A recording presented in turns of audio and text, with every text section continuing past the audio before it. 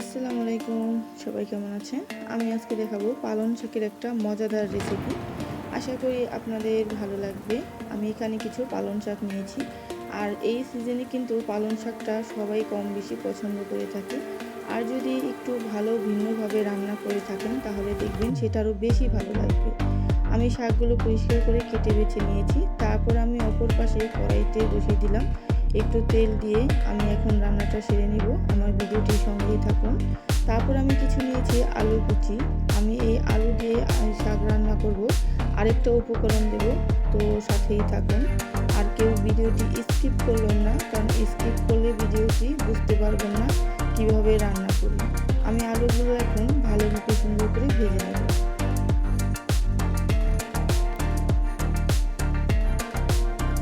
আলুগুলো কিন্তু প্রায় হালকা হালকা কালার চলে এসেছে, আরেকটু কালার করে নেব।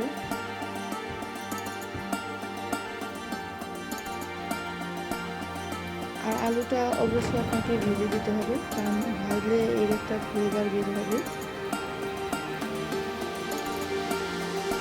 আলুগুলো প্রায় হয়ে এসেছে, দেখতেই পাচ্ছেন। এখন আমি সবগুলো আলু তুলে নেব।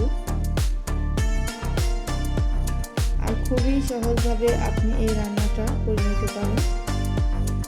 আমি আজকে এই ভিডিওতে একদমই ঘরোয়াভাবে উপকরণ দিয়ে সহজ করে দেখানোর চেষ্টা করলাম। তারপর দিয়ে দিলাম এখানে জিরে। আমরা যে জিরেটা খাই সেটা আনামে দিয়ে দিয়েছি, আমি কিন্তু ফাঁকি করিনি। গরম তেলে জিরেটা দিয়ে দিলাম। তারপর দিয়ে দিলাম পেঁয়াজ মরিচ কুচি সব কিছু।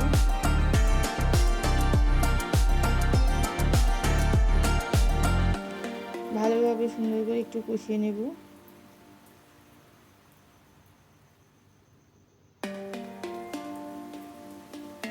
তারপর দিয়ে দিব স্বাদ মতো লবণ, মরিচের গুঁড়ো। আমি একটু লাল মরিচের গুঁড়োটা দিয়েছি।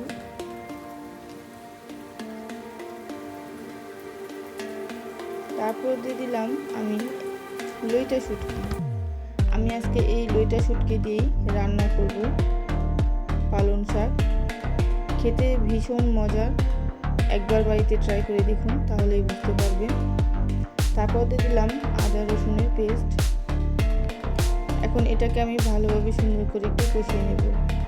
আর তার সাথে অল্প পরিমাণে আমি হলুদের গুঁড়োটাও মিক্স করে দিয়েছিলাম মরিচের সাথে। তারপর দিয়ে দেবো সামান্য একটু পানি।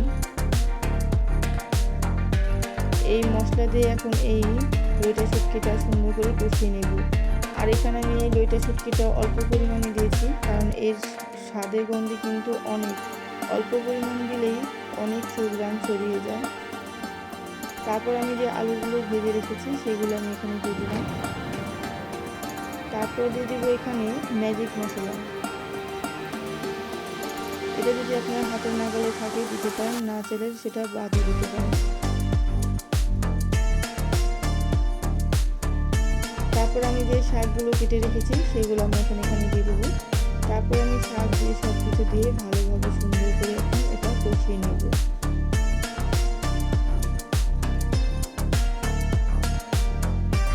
ভালোভাবে নেড়ে চেড়ে দিচ্ছি। এইভাবে আমি কিছুক্ষণ একটা ঢাকনা দিয়ে ঢেকে রেখে দেবো। কিছুক্ষণ পর দেখুন ফুলিয়ে পানি উঠে গেছে। এখানে কিন্তু আমাকে আর পানি কোনো অ্যাড করতে হয় নাই, আগে থেকে যে পানির পরিমাণটা উঠেছে এটা দিয়ে আমি আজকে রান্না করে নিব। দেখুন কত পানি উঠে গেছে তাই। আর পালং শাকটা রান্না করার সময় কিন্তু পানি উঠে অনেক। তারপরে এভাবে আমি অল্প অল্প করে সুন্দর করে নেড়ে চেড়ে কিছুক্ষণের জন্য রেখে দেব। প্রায় কিন্তু দেখুন শাকটা নরম হয়ে গেছে। আর দেখা যায় অনেকগুলো শাক, কিন্তু এটা যখন একদম মজে যায় তখন অল্প পরিমাণে হয়ে যায়। রান্নার সময় বুঝতে পারবেন যে আপনার কিচেনে এই লইটা শুটকি গ্রানে আর থাকা যাচ্ছে না, খুবই একটা সুগ্রান বের হয়েছে। ঝোলটা আমি একদম শুকনো শুকনো করে নেব। আমি কিন্তু এখানে ঝোল রাখবো না, আর ঝোল রাখলে একদমই ভালো লাগবে না, সেই জন্য আপনাকে শুকনো শুকনো করে নিতে হবে।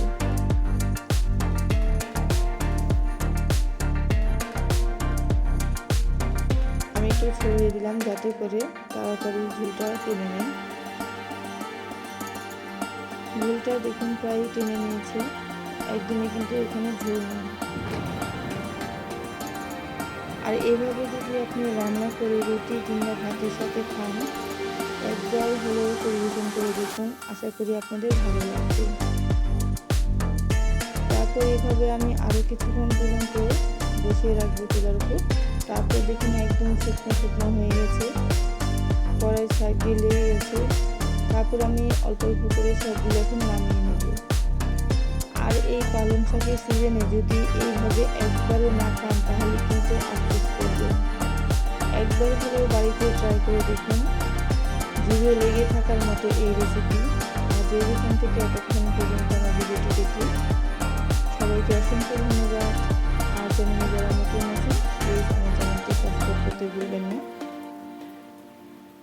কেমন লাগলো আমার এই শাকের রেসিপি অবশ্যই কমেন্ট বক্সে জানাবেন, ভালো বা মন্দ যেটাই হোক না কেন। তো সবাই ভালো থাকেন, সুস্থ থাকেন, আল্লাহ হাফেজ।